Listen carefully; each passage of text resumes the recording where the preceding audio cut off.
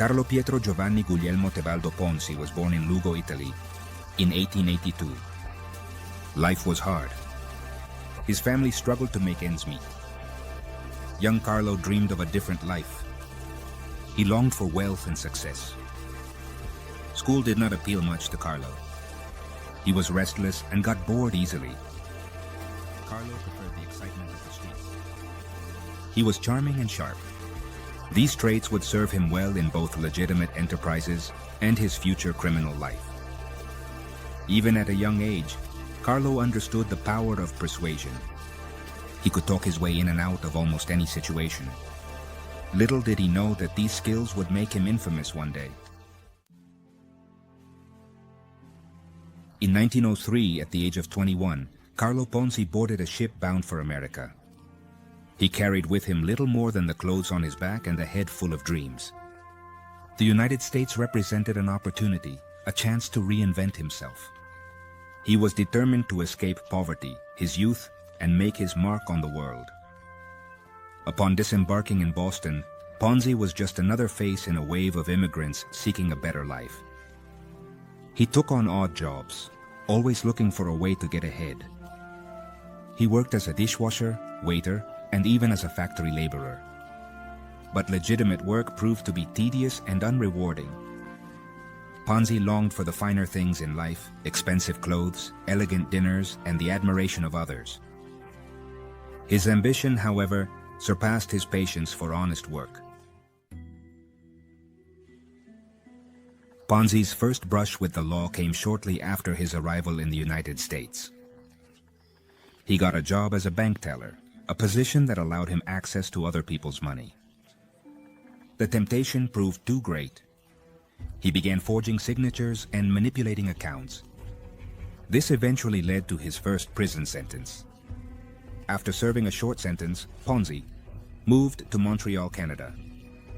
There he continued his criminal life and devised a plan to defraud investors using fake real estate deals. Once again, his charm and persuasive power proved effective. He convinced unsuspecting people to part with their savings, promising them unrealistic returns. However, Ponzi's luck ran out. He was captured and imprisoned again. However, this experience did not deter him. It simply fueled his desire to find a foolproof plan, one that would bring him the immense wealth he craved. In 1919, Ponzi returned to Boston with his mind full of ideas.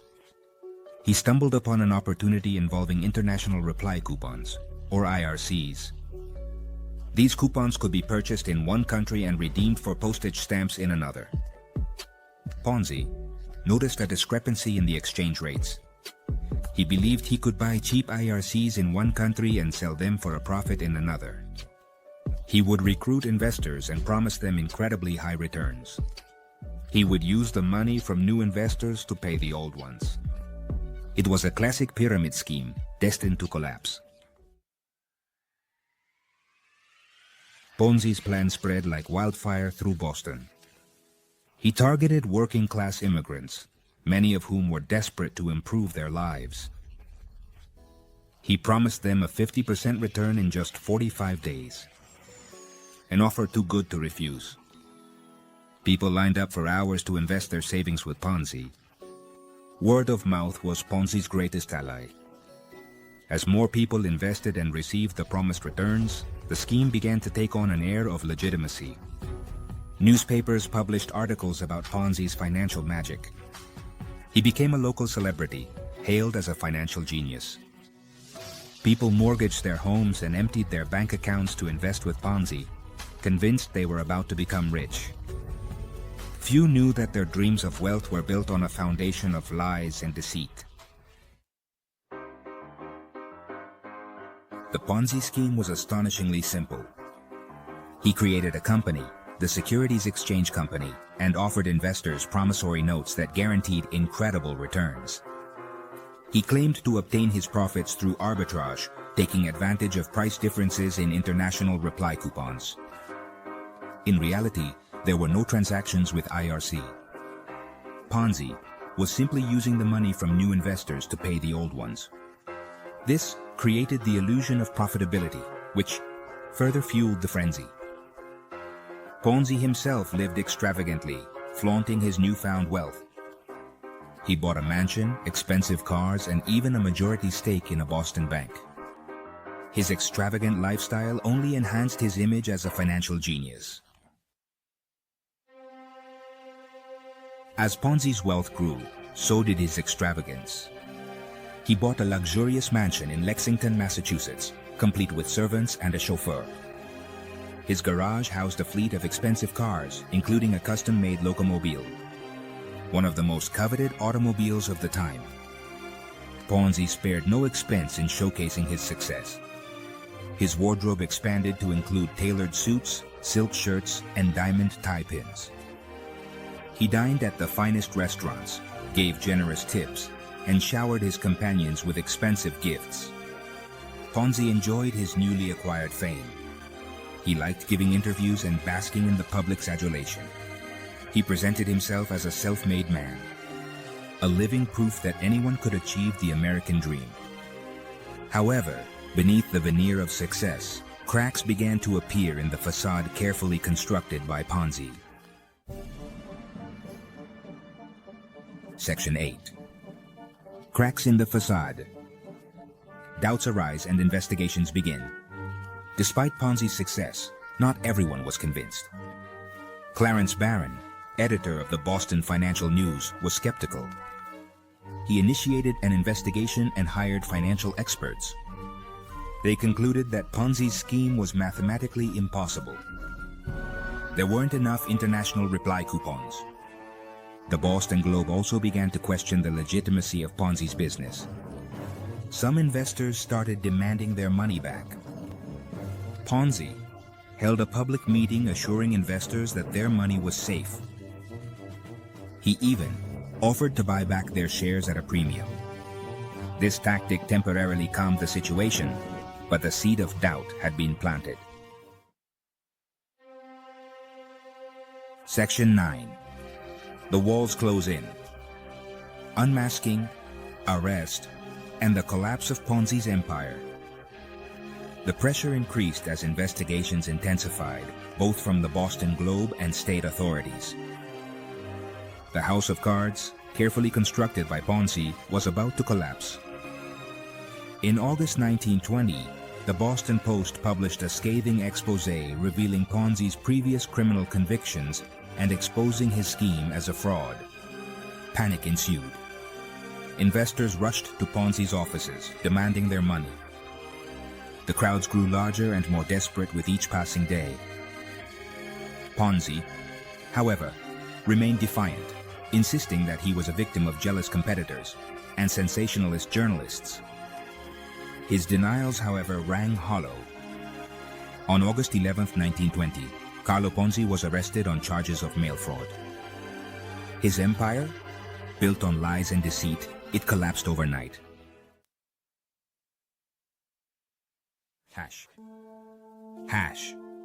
Section 10. Facing the music, trial, conviction, and a legacy of ruin. Ponzi's trial was a media sensation.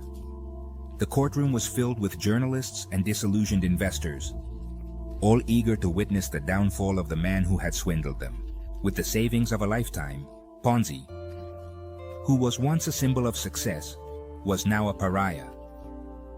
Despite his efforts to defend himself, Ponzi was ultimately convicted on multiple counts of fraud. Postal. He was sentenced to 5 years in federal prison. The judge, in his sentencing, denounced Ponzi as a threat to society and his scheme as a gigantic fraud. Ponzi's conviction caused a shock throughout the country. His name became synonymous with financial scams. The term Ponzi scheme entered the lexicon, forever linked to his legacy of deceit. Hush Hush Section 11. Behind bars. Ponzi's life in prison and his failed attempts at redemption. Life behind bars was a harsh reality check for the once flamboyant Ponzi. Stripped of his wealth and status, he was nothing more than just another inmate. He spent his days working in the prison laundry and library, far removed from his luxurious lifestyle in Boston. Despite the circumstances, Ponzi remained convinced of his own innocence, claiming to be a flawed businessman, not a criminal. He even wrote his autobiography, The Rise of Mr. Ponzi, in which he tried to justify his actions and present himself as a victim of circumstances. However, his attempts at redemption fell on deaf ears. The public, once captivated by his charm, now saw him for what he truly was: a con artist who had ruined countless lives.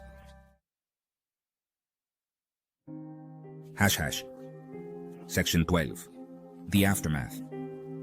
The devastating impact on the victims and the end of an era. The collapse of Ponzi's scheme had a devastating impact on thousands of investors. Many lost their life savings. The financial ruin reverberated in Boston and beyond. The scandal, Ponzi, also had a profound impact on the financial industry. It highlighted the need for greater regulation and oversight. The scandal led to the passing of new laws. Carlo Ponzi's legacy extended beyond the financial realm. Section 13.